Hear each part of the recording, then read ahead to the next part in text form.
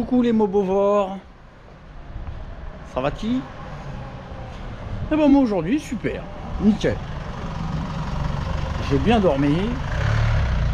Et en plus, hier, c'était la teuf. Balade en pétoire. J'ai dû faire à peu près, je pense, 60-70 km avec le stage 6. Stock. Monté en ultra boost. Donc, tout s'est bien passé. Et bon, j'ai quand même constaté sur des longues lignes droites, j'ai fait des arrêts température. Bon, on était pas loin des 160. Bah. Mais c'est pas les 180 que j'avais pu constater avec un montage avec moins de diagrammes et moins comprimé. Bon. Bah. Tout n'est pas magnifique, mais bon. Aucun problème. Alors évidemment j'évite de tirer dedans comme un dingue, hein.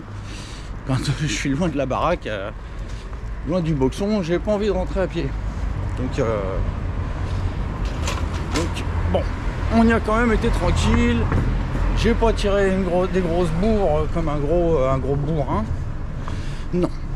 Et en plus, j'avais démonté le pot parce que j'avais des doutes et juste avant le départ, je me rends compte que le pot est en train de fêler encore à un autre endroit. Bon, donc bah écoutez, ce que j'ai fait, vous pouvez le voir là, hein, j'ai récupéré une rallonge de pot au Doppler. J'ai coupé juste l'emboîtement pour la rotule et donc j'ai ressoudé un emboîtement de rotule qui avait moins de jeu. Bon, il y en avait quand même, hein, c'est une rallonge qui a déjà des années de boulot. Non, peut-être pas des années, mais elle a déjà bien bossé, elle avait déjà du jeu. Bref, j'ai été rentrer la boule avec de la Loctite SI 5980, la noire là, que je vous conseille. Donc j'ai fait ça hier soir. Donc je pense que c'est sec. Bon, on va voir ce que ça donne. On va voir combien de temps ça tient. On va voir si ça tient. Et j'ai dans la main le petit stage 6 que j'ai modifié. Bon, pour tenter d'améliorer les températures, hein. Donc j'ai augmenté les surfaces d'échange thermique, donc les couloirs de transfert. Donc c'est un peu plus gros qu'avant. Ça passe d'une autre manière, on va dire, ça percute plus. Donc je vous montre pas. C'est pas que je vais pas vous montrer, c'est que voilà, je veux pas que ça bénéficie à certaines personnes qui profitent de ce que je dispense, enfin de ce que j'explique, et puis derrière ils me crachent dessus. Donc bon, j'ai plus trop envie d'expliquer de choses techniques qui pourraient profiter à certains. Voilà, donc on va juste faire du testage. Donc on va aller empiler le cylindre. Cette fois-ci, vous pouvez voir que la cale boost est appairée au cylindre. Donc on va voir. Parce qu'évidemment, si je conserve une cale qui est légèrement restreinte, on perd de la surface d'échange au niveau des couloirs de transfert. Donc on va essayer avec une cale bien ouverte. Et j'ai ramené des joints neufs. Parce que je suppose que sur 60-70 km, les joints d'origine, les joints que j'ai mis, ils doivent être morts. Allez, je vous retrouve en bas, à tout de suite. Bon voilà, la bébête est sortie, hein. Donc comme vous voyez, il y a eu du changement. Le Street Cup est monté. D'ailleurs, ça marche moins bien, hein. La machine est moins coupleuse et bon, ça m'a l'air moins puissant. Et puis en plus, j'ai des bruits de ferraille parce que j'ai utilisé une de mes boules de rotule proto qui était un peu trop courte et donc la boule est embutée sur le pot et ça aide pas au niveau des bruits de merde, donc des bruits de ferraille. Donc oui, je n'arrivais pas à ressortir la boule que j'avais emmanchée au marteau sur celle-ci. Impossible, hein. Sinon j'étais obligé de défoncer la boule à coups de marteau. Donc ce que j'ai fait, j'ai coupé et je me suis débrouillé à récupérer la boule, donc sans en taper. Et je vais ressouder un emboîtement de rallonge Doppler. Et j'ai mis de la papate. Donc voilà, donc avec le Street Cup, bof. Bof. Et puis en plus, ça fait un bruit pas possible hein, avec ce silencieux là. C'est pouah. Bah, si vous voulez, je vous la démarre. Vous allez entendre le bruit que ça fait avec un Street Cup. Vous allez voir, hein, c'est... Ah, j'aime pas du tout ce silencieux. Hein. C'est le silencieux qui va pas. Le Doppler long là est carrément mieux. Hein.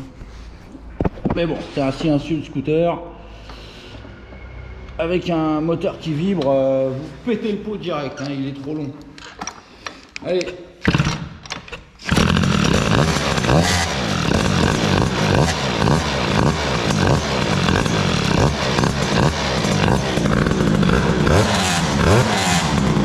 Ah déjà.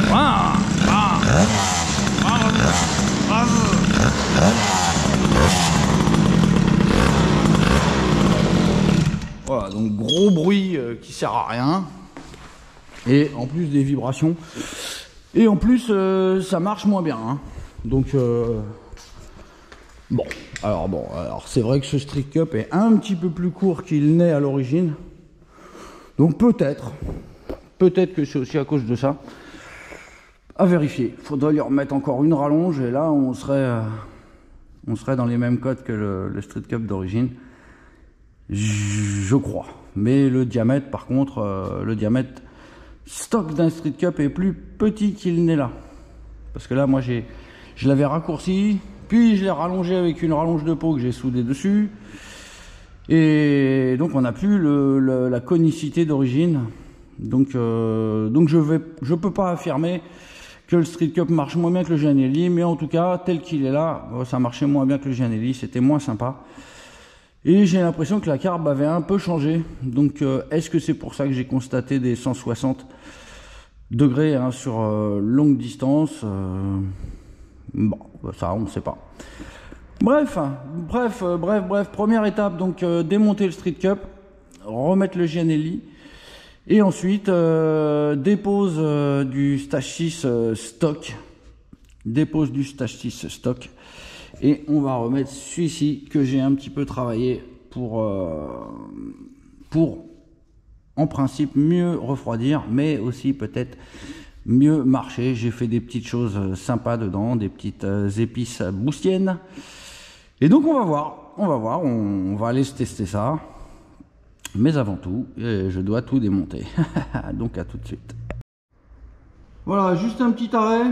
Donc pour vous montrer, donc là la boule n'est pas vraiment à ras sur le Gianelli, alors que là on voit clairement qu'elle est à ras. Donc là l'emmanchement en fait bute dans le fond un petit peu d'1 millimètre. Bon, on voit que cette pauvre rotule, j'ai essayé de la sortir, hein.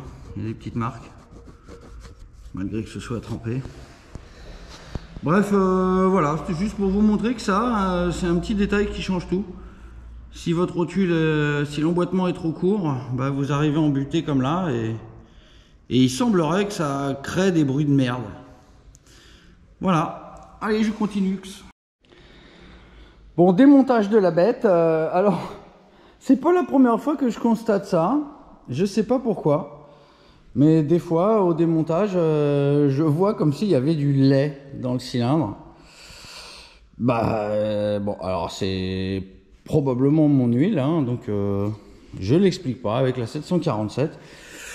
On a des fois une présence comme ça, comme du lait, hein, alors que évidemment, il peut pas y avoir de lait, c'est un moteur à air. Donc il peut pas y avoir de mélange d'eau et d'huile, hein, donc je ne sais pas pourquoi. Vous voyez, regardez. C'est lol. C'est lol. Enfin bref, voilà, donc bon, il y a du lait. Hein, je sais pas pourquoi. Le brin se met en place. Bon, il y a eu 70 km de fait, donc bon, ça prend des couleurs normales. Hein. Ça prend des couleurs normales, et la gibou. Bon, la gibou, oui, c'est pas pauvre, hein. Ça a l'air plutôt sécure même. Bon, allez, on continue.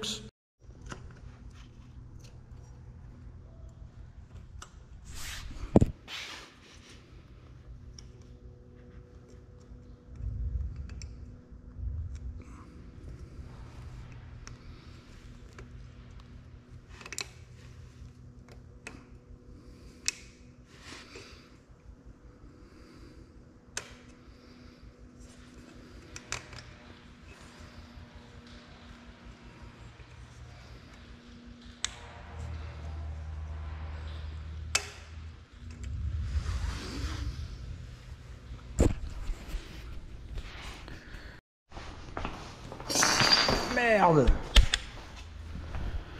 Bon, démontage de l'adaptateur 46 et le joint stage 6 collé à la boîte à joint. Bon, c'est nickel, étanche, hein.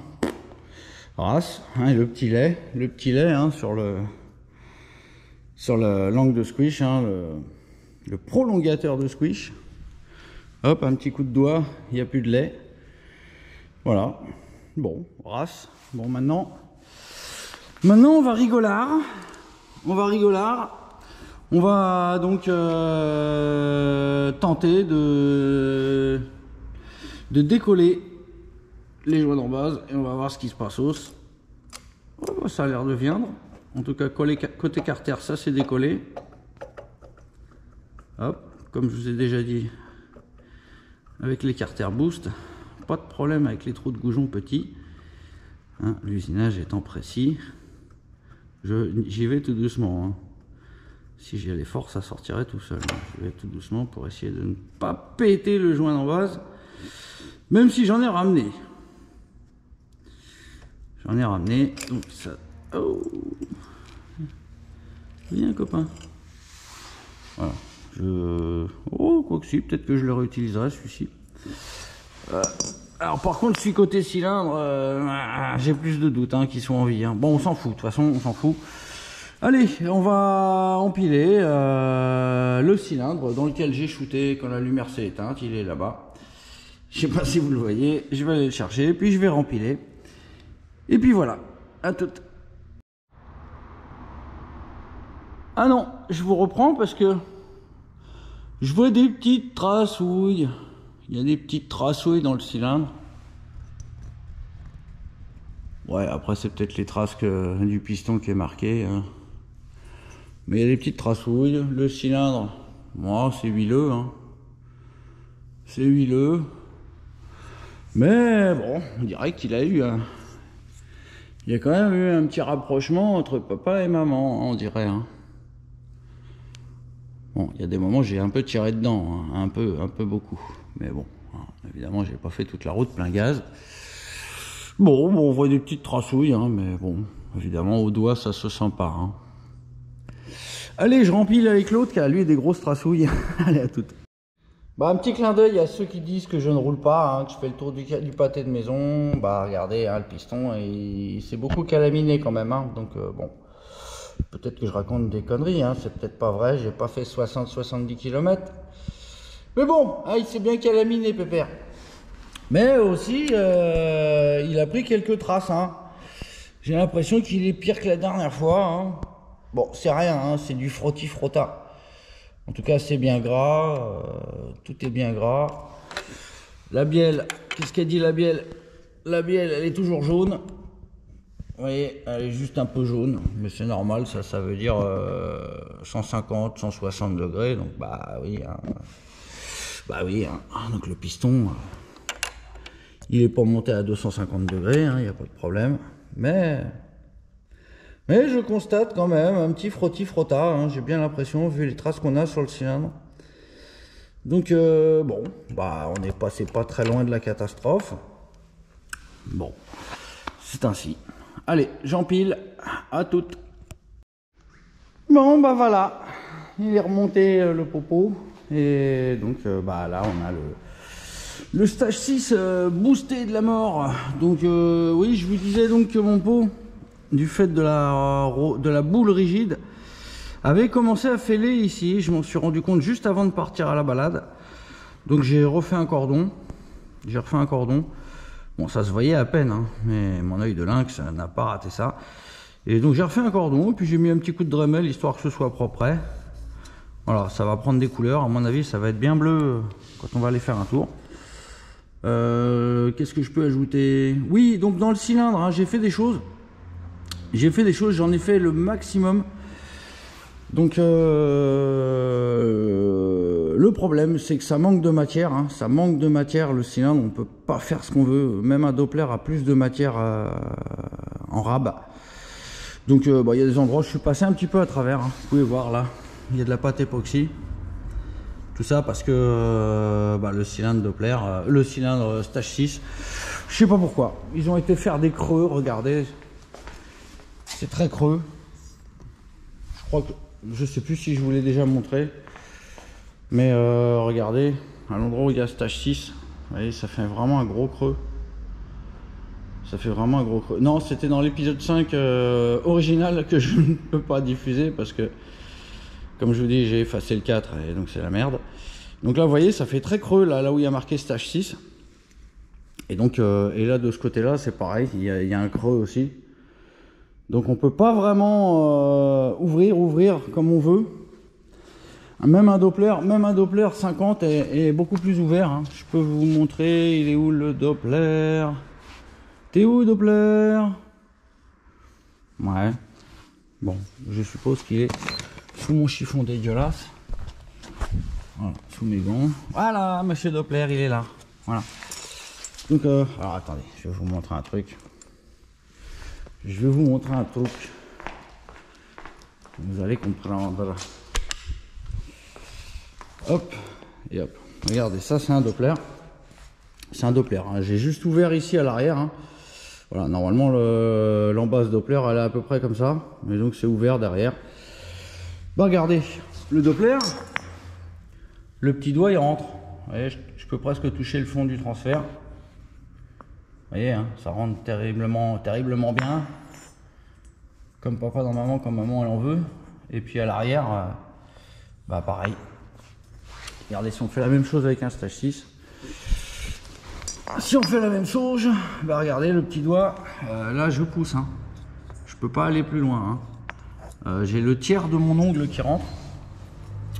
Bref, au final, bah, on a beaucoup moins de surface d'échange entre les gaz et le cylindre très chaud. Donc bah voilà, j'ai travaillé dans ce sens. Et donc bah, on verra les résultats tout à l'heure. On verra, aussi bien en performance qu'en température. Donc dans le dernier vlog, il me semble qu'après l'aller-retour, on est revenu, on avait 135, 137, 140. Et bah là, on va voir et on tirera des conclusions. Allez, moi je range les deux bébés et puis je vais me boire un café. Allez, à toutes les gars, tchuss. Bon, c'est le café dans le bidon. Il n'y a plus qu'à aller au boxon. Bon, bah, on va aller tester ce petit cylindre expérimental.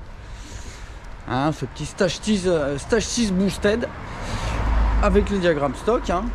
Enfin, les diagrammes stock, je me comprends. Les lumières stock. J'ai pas agrandi ni la lumière d'échappement, ni les lumières de transfert. J'ai uniquement travaillé autour. Donc, pour beaucoup, une préparation, c'est modifier les diagrammes. Bah, pas forcément. Donc là, on espère que le truc va être plus coupleux et peut-être refroidir un peu mieux. Sachant que si on gagne des performances, logiquement, le truc devrait chauffer plus. Donc il faudra tenir compte de ça. Si on voit que ça marche beaucoup mieux bah, et qu'on a les mêmes températures, bah, ça sera tout gagné. Voilà. Donc après, oui, je réfléchis à un truc, c'est que là on va tester avec la cale d'embase évidemment ouverte.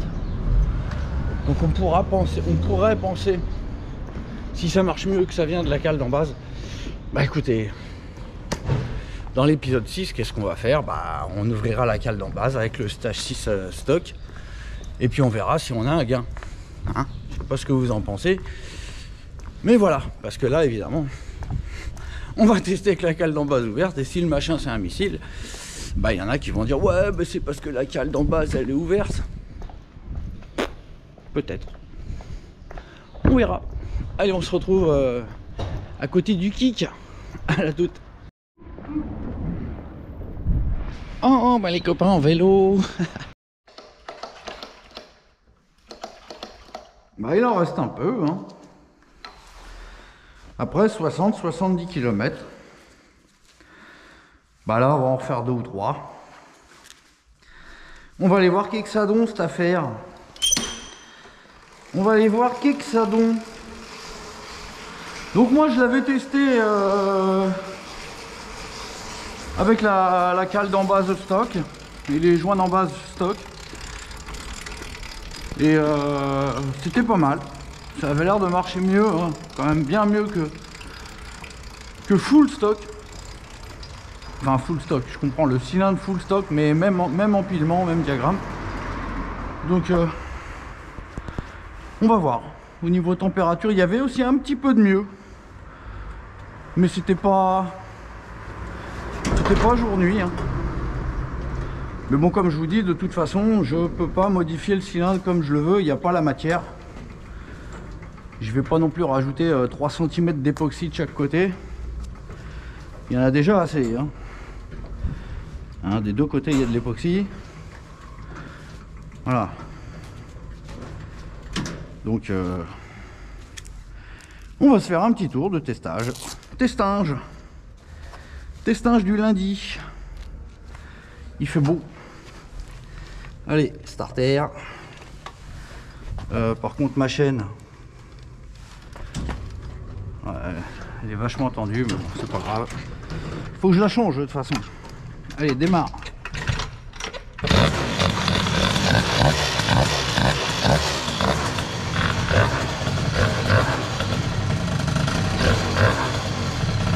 Voilà, allez, on est parti.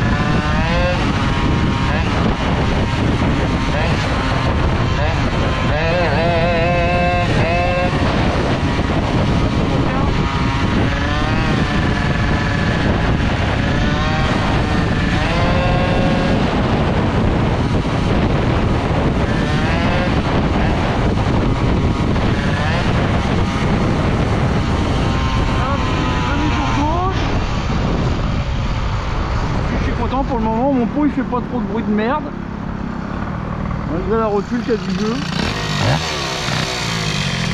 Ben ça y est, ça a pris des couleurs, c'est jaune. Bon allez, on va voir le démarrage.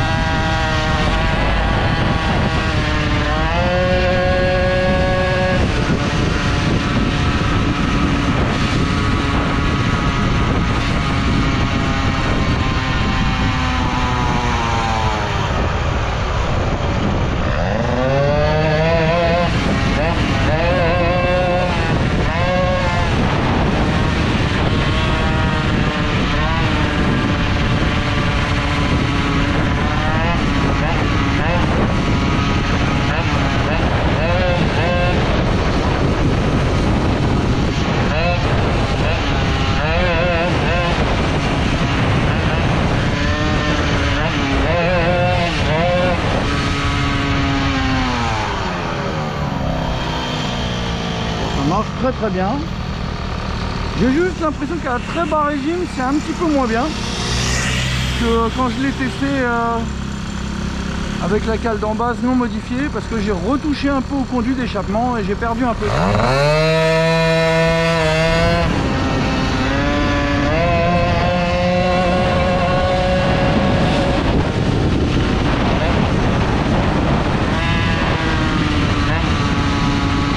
Regarde, on a un feu rouge maintenant.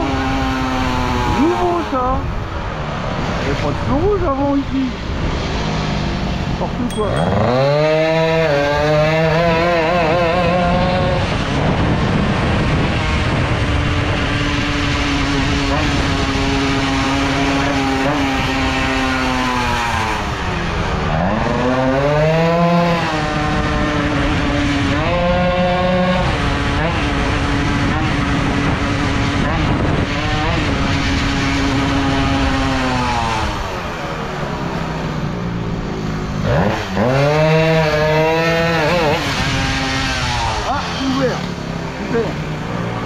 Bon, j'en ai mis plein la tronche. Hein.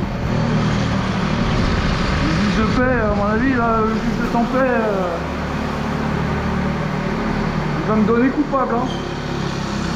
Là, je suis bon pour la prison à vie. Là. Allez, on se dépêche, on se dépêche, on se dépêche. Bon. Alors, on avait 135, 140, hein, avec le cylindre stock.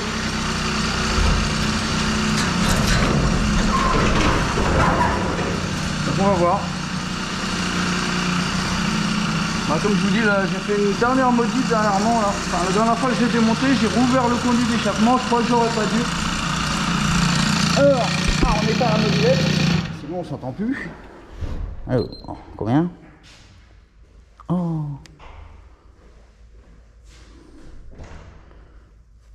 Ouais. Ouais. En même temps, j'ai été comme un renard là. Hein. 136, 140, 138. Ouais, bon, on est. Ouais. Bon, bah écoutez. Bah quoi que je fasse, ça refroidit pas mieux, hein. Mais bon en même temps, comme je vous dis, ça m'a l'air de marcher un peu mieux. Donc je vais tirer dedans comme un sanglier. Je vais tirer dedans comme un dingue parce que ça m'amuse. Mais bon, c'est pas, ça refroidit pas mieux qu'avec le cylindre full stock. Mais ça m'a l'air de marcher mieux. Donc l'un dans l'autre. Bon, alors ouais, par contre je suis un peu triste, hein, parce qu'au démarrage, là-bas au bout, après le demi-tour, elle a eu un peu de mal à partir. Alors que dans l'épisode 5, que vous ne verrez jamais, elle n'avait pas eu de problème. Voyons voir ce qui va se passer au démarrage à chaud.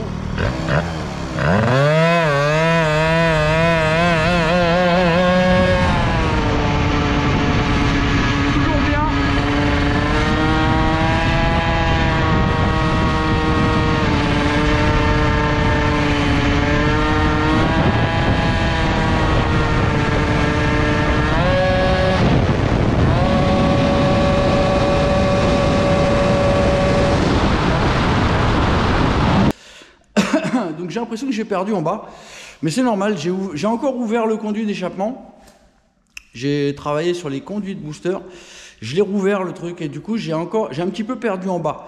Bon, alors dans l'absolu c'est rien, hein, c'est juste que là, il faudra peut-être alléger un petit peu plus le vario et puis on retrouverait tout. Mais bon, dans tous les cas, bah, la modif que j'ai fait au cylindre pour que ça chauffe moins, bon. Bah écoutez, moi j'avais constaté un petit peu de mieux. Un petit peu de mieux quand j'avais fait le test, l'épisode 5 que j'avais fait, et que je ne publierai pas parce qu'il n'y a pas de cohérence. Mais quand j'ai réfléchi, là, il y avait des 136, 137 assez souvent. Et il me semble que j'étais un petit peu au-dessus de ça quand je l'avais testé quand je l'avais testé donc, dans l'épisode 5 que je ne publierai pas. Enfin bref, bon. De toute façon, peu importe. Hein. Donc là, la modif que j'ai fait au niveau des températures, elle a rien fait de phénoménal, hein, ça c'est certain. Si c'était tombé à 130 là, j'aurais pensé que vraiment ça servait à quelque chose. Mais comme je vous dis, je suis très limité par la matière du cylindre. Et donc j'ai pas pu faire vraiment ce que je voulais. J'ai pu juste un petit peu améliorer. Je vais vous montrer la belle couleur du coude. Si la lumière veut bien atteindre mon coude. Ah non. Je suis obligé de sortir mon téléphone. C'est tout bleu. C'est tout beau, tout bleu. Comme je vous l'avais promis. Attendez, je sors ma lumière. Hop. Lumière. Hop. Et voilà. C'est tout beau, tout bleu. Oh putain. Ça chauffe, hein. La pauvre patage en noir, là, elle prend cher. Elle doit prendre cher, hein. Mais elle est là, elle est là, hein, ça. Elle n'a pas bronché pour le moment, on verra. On verra ça avec le temps. En tout cas, le pot, il est bien bleu, hein. C'est chouli. Bref, bah écoutez, moi, je constate vraiment pas de gain de performance entre la cale d'en base ouverte ou pas ouverte. Voire même j'ai perdu un peu en bas, mais comme je vous dis, j'ai fait d'autres modifs, hein, dont le conduit d'échappement. Donc bon, il y a la cale d'en base qui est ouverte, il y a un petit peu de boulot sur le conduit d'échappement. Et bah écoutez, je pense que c'est le conduit d'échappement qui m'a fait perdre un petit peu en bas. Mais comme je vous dis, ça c'est pas grand chose, hein. Vous avez vu, il y a une seule fois, en faisant le demi-tour là-bas, elle a eu un peu de mal à repartir. Et je pense que ça, c'est le travail que j'ai fait dans le conduit. Donc ça doit payer à haut régime. Mais là, comme on est réglé lourd, bah on peut pas s'en rendre compte, hein. On peut pas sentir ce qu'il y a de gagné en haut. À mon avis, là, il faudrait que j'allège un petit peu le vario, hein. Si j'allégeais un peu le vario, là, la machine serait beaucoup plus énervée, je pense. Alors bon, ouais, je sais pas si c'est utile de tester avec le cylindre stock. Avec la cale d'en base stock, hein, vu que là, bon, ça a l'air d'être mieux que le cylindre stock. Mais bon, c'est pas... Enfin, si, ça a l'air de marcher quand même. Là, la bécane, elle lève plus, hein. Là, elle lève plus qu'avec le cylindre stock. Mais ça refroidit pas mieux. Donc, je pense que ce serait pas utile. Bon, écoutez, ce qu'on va faire, hein, c'est que je pense que prochain vlog, on va essayer de modifier des réglages. Je pense qu'on pourrait essayer d'alléger un petit peu le vario. Ça pourrait être rigolo. Maintenant, il y a aussi une chose que j'aimerais bien qu'on fasse. Parce que, comme je vous dis, sur les longs trajets que j'ai fait, je roule filet de gaz. Et donc, filet de gaz, donc, c'est pas la même carbe que quand vous êtes plein gaz. C'est pas la même carbe que quand vous êtes au ralenti. Le filet de gaz, c'est l'aiguille qui gère ça. Et il y a quelque chose que j'ai remarqué avec ce cylindre, hein, parce que, comme je vous le dis, j'ai l'impression que ça chauffe beaucoup. Même s'il faudrait comparer à un Airsal T6, hein, un Airsal T6 ou un Polini W, pour vraiment pouvoir affirmer que ça chauffe beaucoup. Maintenant, apparemment, beaucoup de personnes ont eu des problèmes de serrage, de quick, donc on peut penser que ce cylindre a quand même des problèmes de chauffe. Maintenant, il faudrait vraiment que je vérifie avec d'autres 46, avec le pistolet, en vérifiant la température du cylindre, parce que c'est assez récent, hein, les vérifications de température cylindre, c'est depuis que je fais l'hybride à air, je vérifie les températures cylindre. Mais avant, comme je faisais la promotion de la culasse, bah évidemment, je focalisais sur la température de la culasse. Donc, il faudrait comparer à d'autres cylindres, voir les températures d'autres cylindres de mob, pour voir les températures qu'on obtient.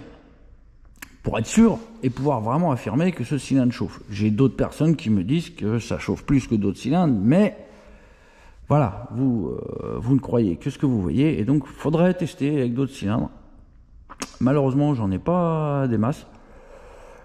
Je dois avoir un vieux Zeta qui traîne, j'ai un mal aussi un petit peu gratouillé à l'échappement qui traîne, donc éventuellement on pourra tester ça.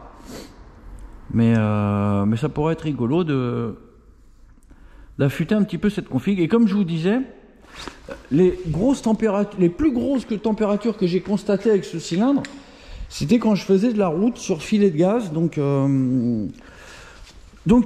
le réglage qui correspond à l'aiguille du carburateur. Aïe, j'ai mon casque qui me pique le cul. La fixation de la GoPro. Bref, donc bah moi j'ai testé d'enrichir le filet de gaz parce que je remarquais que même filet de gaz le truc chauffait grave.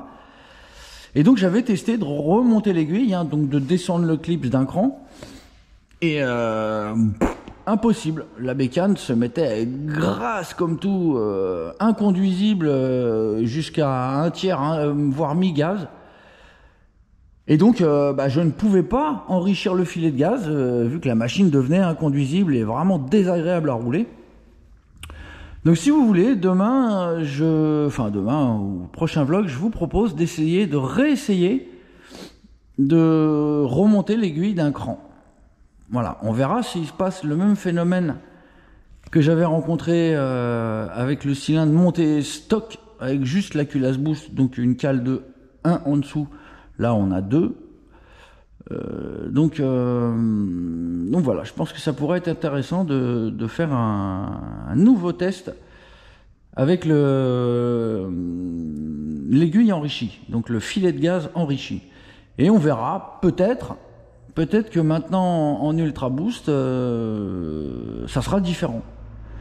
Peut-être que je ne passerai pas d'une machine qui fonctionne très correctement comme là, à une machine qui ne fonctionne plus. C'était voilà, c'était ça. Dès que je remontais l'aiguille d'un cran, la machine devenait vraiment désagréable et ça devait consommer en plus comme pas possible. J'ai le sentiment que ce cylindre est extrêmement sensible à la carburation et qu'on est obligé de le régler assez pauvre pour que ça fonctionne bien. Peut-être que le problème vient de ça, en fait, qu'on est obligé de régler la carbe assez pauvre, sinon évidemment on constate une machine qui gratte, qui grrr.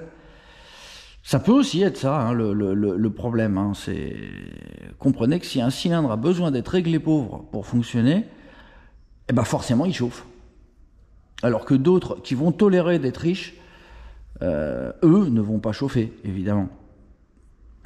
Alors pour rappel, quand on appauvrit la carburation, la flamme est plus vive. La flamme est plus vive et donc plus chaude. Et donc évidemment, ça se répercute en température cylindre. Voilà, bah écoutez, bon, le cylindre expérimental, il marche, il n'y a pas de problème, il marche très très bien. Maintenant, voilà, bah, j'aurais pas dû regratter dans le conduit, parce que je trouve qu'il marchait mieux avant que je regratte dans le conduit. J'ai voulu mettre ça au propre et tout, mais du coup ça l'a agrandi et j'ai perdu du bas. Et aussi avec les cales d'en base non ouvertes. Bon, je pense pas que le truc marche moins bien parce que j'ai ouvert les cales d'en base. Mais vous savez, avec le deux temps, on ne peut rien écarter. Hein. Je me souviens, le Doppler, j'avais ouvert l'embase, il marchait moins bien qu'avec l'embase qui n'était pas ouverte. Donc bon voilà les gars, bah écoutez, on continue d'essayer d'éclaircir le mystère. Prochain numéro, bah on va tenter d'enrichir à l'aiguille. On va voir ce que ça donne. Si ça fonctionne bien, si on perd, je sais pas moi, 15-20 degrés, enfin 10 degrés ou même 5 degrés, si on arrive à 130 degrés en arrivant ici, si on arrive à 130 degrés, 130, 135, on pourra estimer que c'est beaucoup mieux. Parce que là, quand je fais le trajet, évidemment, souvent je roule sur filet de gaz, je ne suis pas tout le temps plein gaz. Si je suis sur filet de gaz et que sur filet de gaz c'est pauvre, bah forcément ça chauffe.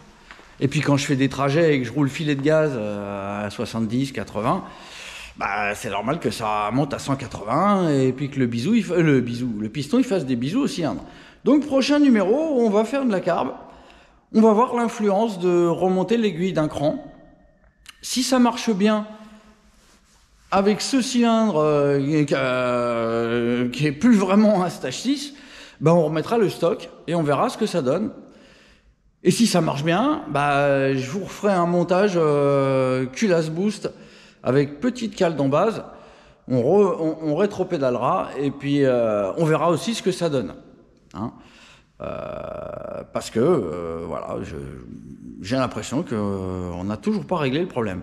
Voilà, je me demande si le problème n'est pas dû au fait que le cylindre est très sensible et demande à être réglé pauvre pour marcher et qu'il suffise d'un tout petit chouille, un petit cran pour que ça passe en super riche. D'ailleurs, on a pu le voir dans des tests. D'ailleurs, j'ai déjà eu des commentaires sous les publications qui me disaient « Ouais, mais aujourd'hui, elle est grasse. » Bah oui, mais j'ai rien changé, moi, dans les réglages. Donc, il suffit d'un rien pour que la carburation devienne grasse ou pauvre. Et c'est peut-être là qu'est le problème. Et moi, comme évidemment, j'aime bien régler les carbs et que la machine fonctionne bien, qu'il n'y ait pas de gras, bah, c'est peut-être pour ça que j'ai des températures si hautes. Enfin bref, voilà, trop de blabla, me dit cet homme-là. Donc on arrête là. J'espère que ça vous plaît, ces petites expérimentations. Et donc, prochain numéro, on va tester d'enrichir à l'aiguille, voir ce qui se passe. Voilà les potos, j'espère que ça vous a plu. Dans tous les cas, je vous dis à bientôt. Salut les potos, ciao.